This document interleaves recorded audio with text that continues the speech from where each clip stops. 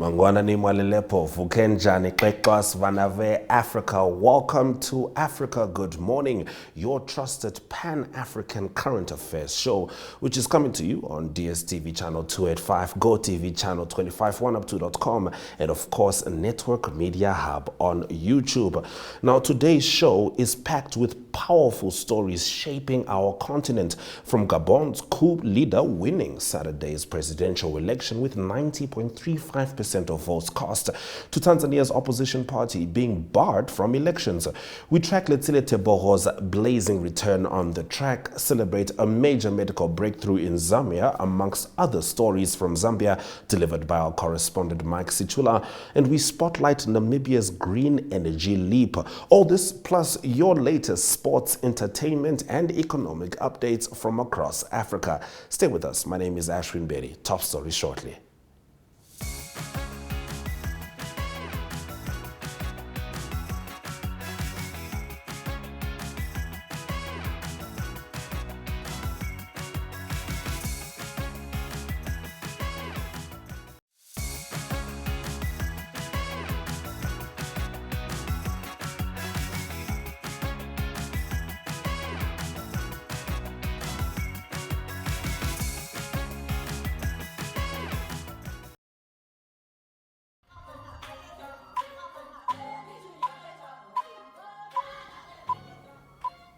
Let's get into our top stories. Bryce Oligui Nguema, who led a coup in Gabon in August 2023, won Saturday's presidential election with 90.35% of votes cast, according to provisional results, the Central African country's interior minister said on Sunday. Now, this result cements Nguema's grip on power 19 months after the coup ended more than half a century of rule by the Bongo family in Gabon, an oil producer with a population of around 2.5 million. Nguema's most prominent opponent in the 8-candidate race was Alain Claude Billy Bingze, who was serving as prime minister under President Ali Bongo at the time of the coup. Nze, 57, finished with 3.02% of the total, according to the provisional results announced. Campaigning in a baseball cap bearing his "We Build Together" slogan, Nguema pitched himself as a change agent cracking down on the corrupt old guard. He vowed to diversify the oil-reliant economy and promote agriculture, industry, and tourism in a country where a third of the population lives in poverty. Turnout was 70.40%, according to the Interior Ministry, far higher than the 56.65% who cast ballots in the August 2023 election that precipitated the coup. Now, Tanzania's leading opposition party, Chadema, has been barred from participating in the country's upcoming general elections after failing to sign a required code of conduct, the National Electoral Commission announced on Saturday. Now, this disqualification follows the treason charge against party leader and former presidential candidate Tundu Lissu, accused of inciting rebellion to disrupt the electoral process. The ban extends to all by-elections until 2030 and has sparked criticism amid growing concerns over President Samia Suluhu Hassan's human rights record. Chadema, which had threatened to boycott the polls without electoral reforms, declined to sign the code as part of its protest against what it describes as a biased system favoring the ruling Chama cha Mapinduzi party. While authorities deny suppressing dissent, rights groups and opposition voices continue to point to increasing intimidation, abductions, and political repression in the country. We're going to be talking shortly about the U.S. Department of Homeland Security announcing the termination of temporary protected status for Afghans and Cameroonians after this break. Welcome to Namibia, where adventure meets tranquility. With Enjoy, you have access to a wide range of accommodations to suit every traveler's taste and budget. Experience the finest dining and hospitality Namibia has to offer. Booking your dream accommodation is just a few clicks away with Enjoy. Join thousands of happy travelers who have trusted Enjoy for their Namibian getaway. Your gateway to unforgettable Namibian adventures.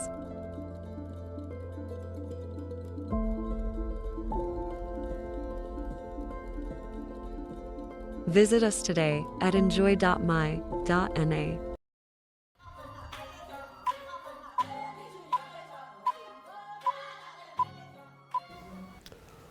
Now let's continue with the news stories. The U.S. Department of Homeland Security has announced the termination of temporary protected status, which is TPS, for thousands of Afghans and Cameroonians.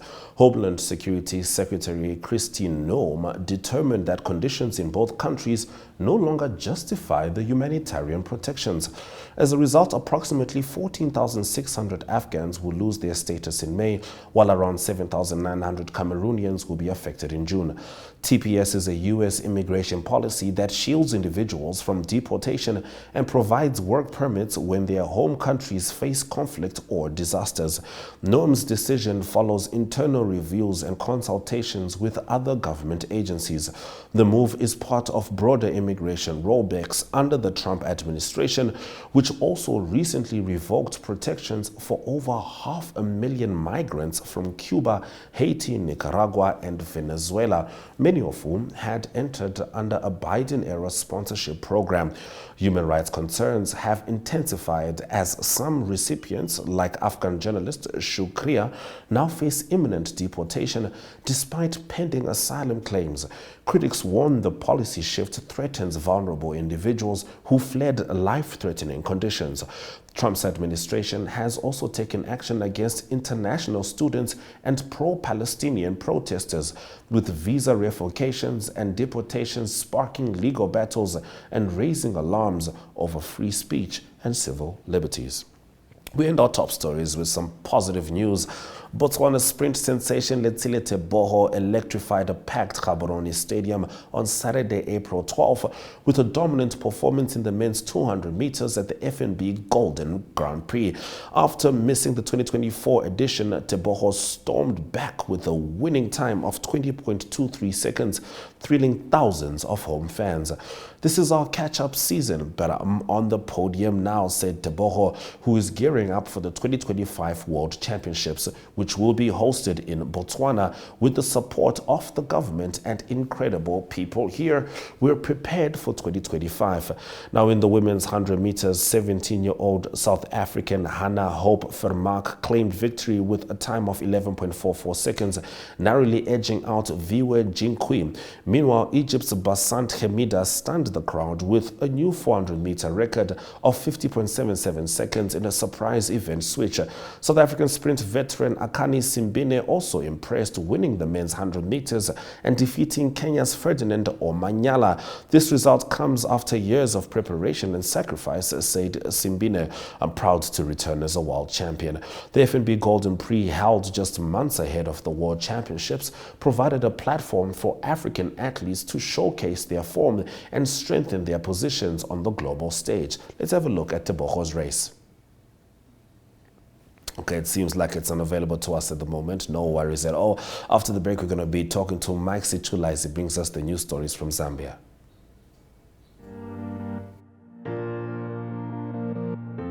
Irango Med is a leading distributor, working in partnership with NewMed and WestMed to meet the comprehensive needs of the Namibian healthcare sector. As a partner pursuing sustainable global healthcare, we offer industry-leading medical solutions through our key focus areas, which include pharmaceuticals, orthopedics, ophthalmology, surgical devices, and capital equipment, as well as a well-established scientific laboratory division.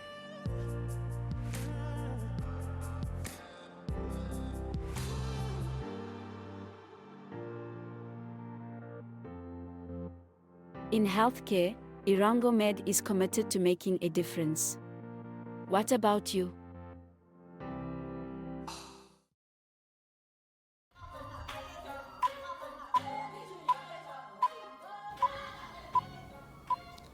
It's time for Mike Sichula to deliver the Zambia report, as he does so well. Mike Muribanji. Nire Bueno Muribanji, Africa, good morning to our dear viewers. Africa, good morning indeed. Mike, I know you're starting on a positive note because Zambian doctors successfully removed a complex brain tumor from a 71-year-old man. Do take us into this and your other current affairs stories. Yes, thank you very much.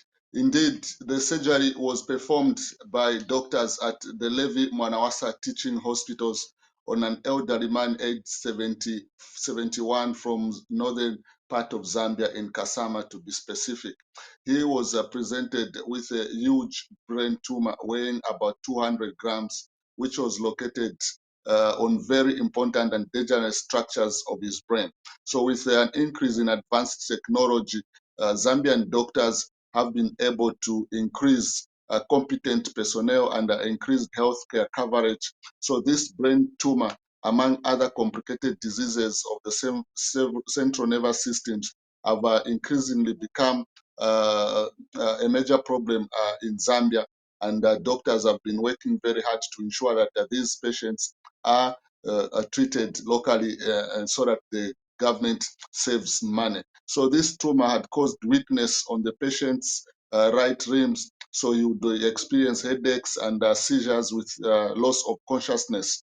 So because of this milestone achievement, the minimum cost of this procedure abroad is about 10,000 United States dollars, translating to about 280,000 kwacha, which the Zambian government has been able to save as a result of this treatment being performed locally.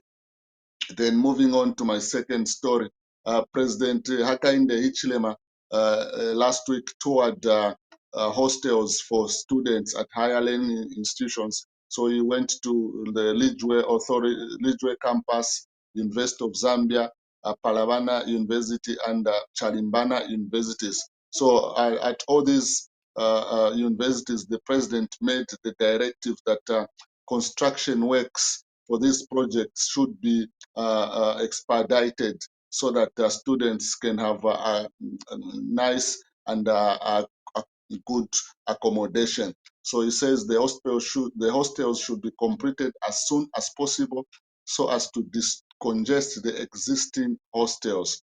Then the president also says this government is committed to invest in education in fulfillment of his campaign promises. Our viewers may wish to know that in Zambia, the government is providing free education from primary into secondary. So it is something that the President Hakainde Hichilema has been firm to ensure that there is provision of quality education. So that is why he's called on authorities to ensure that the contractors who are building the hostels complete the works so that students who qualify to these universities are afforded quality and affordable hostels.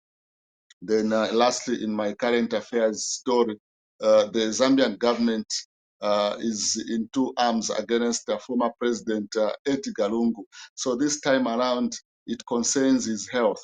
Our viewers may wish to note that the former president, Mr. Lungu, has been out of the country for close to 2 months, where he's undergoing medical reviews. So what happened last week was that the permanent secretary in the Ministry of Information held a media briefing and did disclose the illness of President Lungu, something that was not received very well by the family of Mr. Lungu, because according to the daughter, Tasira Lungu, she did say that President Lungu has not spoken to anyone about his illness, and the permanent secretary of information disclosing the illness of President Lungu in a public meeting is something that the family did not take kindly.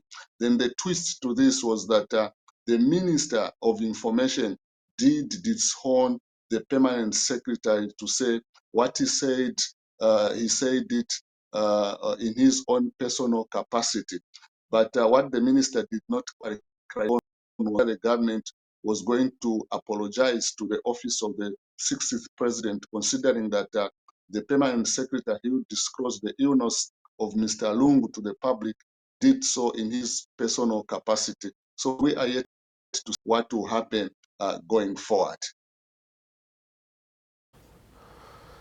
Thank you very much, Mr. Sichula. We're going to get straight into your sport news, and it's quite interesting. Kafue Celtic Football Club has emerged winners of the junior teams champions of the 2025 Dubai MENA Cup, and the Zambia FA is awaiting official communication from FIFA as to when the next elective AGM could be organized to usher in a new executive. I know that second one has been very contentious, Mike.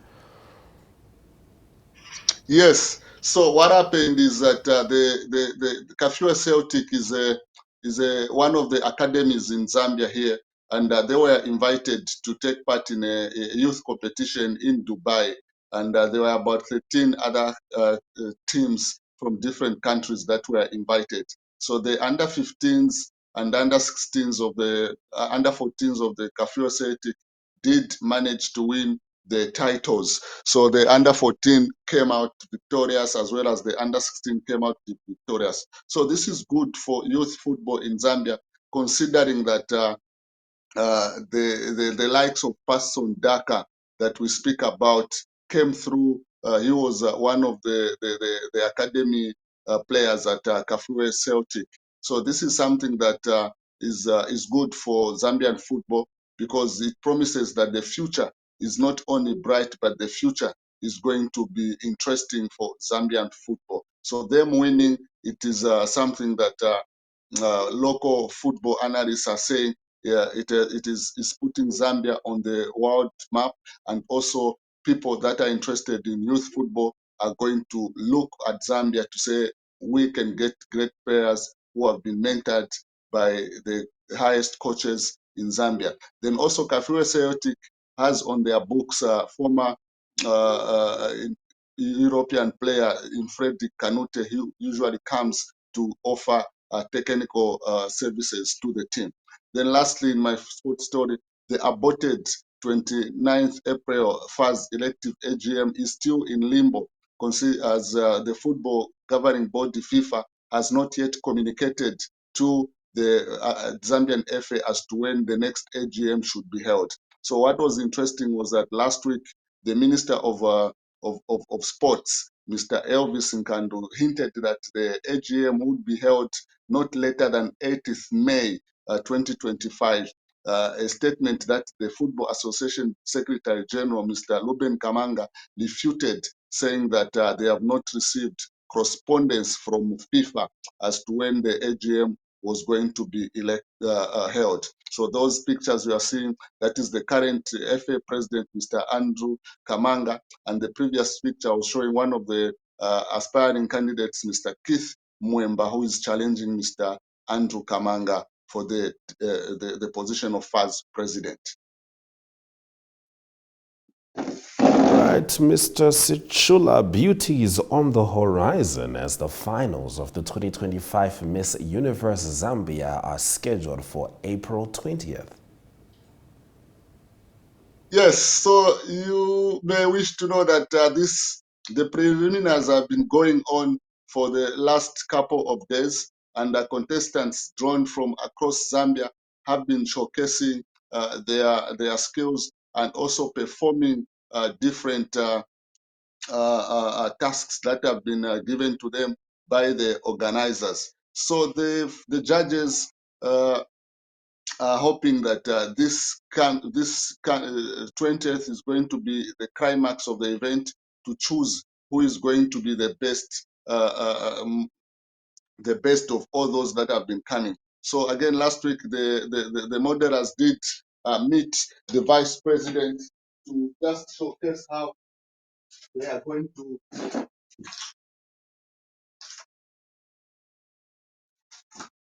So they did meet the vice president, and the vice president did indicate to them that this competition that they have, they need to do their best so that they show Zambia uh,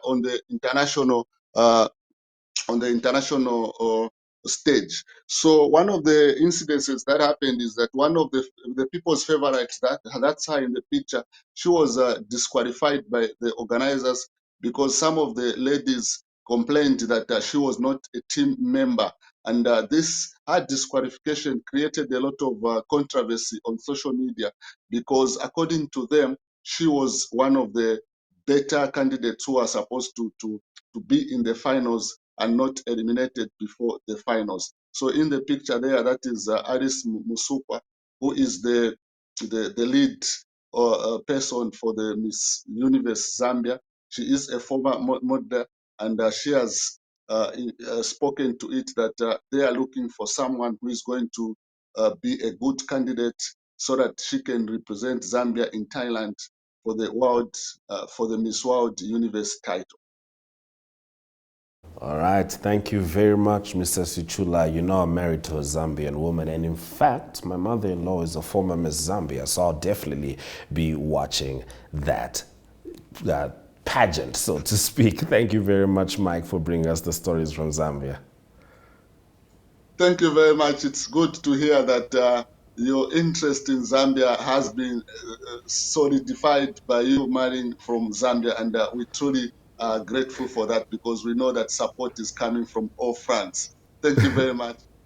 You know, as I say, Mike, Zambia Kuchalo. Thank you very much for bringing us the Zambia report. We're now going to have a look at the weather before we end with a little bit more of Zambia, but on the economic front.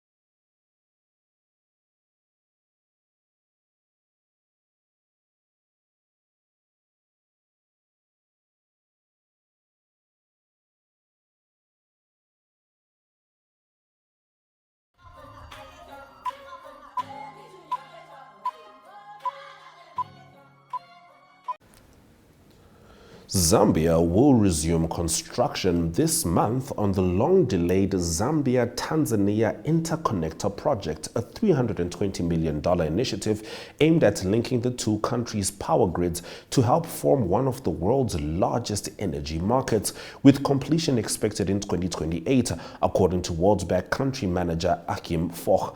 Now, the remaining $298 million costs will be largely covered by $245 million World Bank grant, with support also coming from the European Union and Britain, as confirmed by Zambia's acting finance minister Chipoka Mulenga. Initially proposed over a decade ago, the project faced delays due to various challenges, including the COVID-19 pandemic and Zambia's 2020 debt default, with Zambia's recent deal with bondholders seen as a key test for the G20's common framework for debt restructuring. The revived project is expected to enhance regional energy security, reduce electricity costs, and boost trade and investment opportunities across the continent's southern and eastern power pools. That's been our economic news story, and those have been our stories on Africa Good Morning. Thank you very much for joining us on Monday, the 14th of April. As you know, we're going to be here every single day of the week. Tomorrow, we swing over to Zimbabwe with Talent Gore. But from me, Ashwin Bedi, and the Africa Good Morning team, Swera Shakanaka.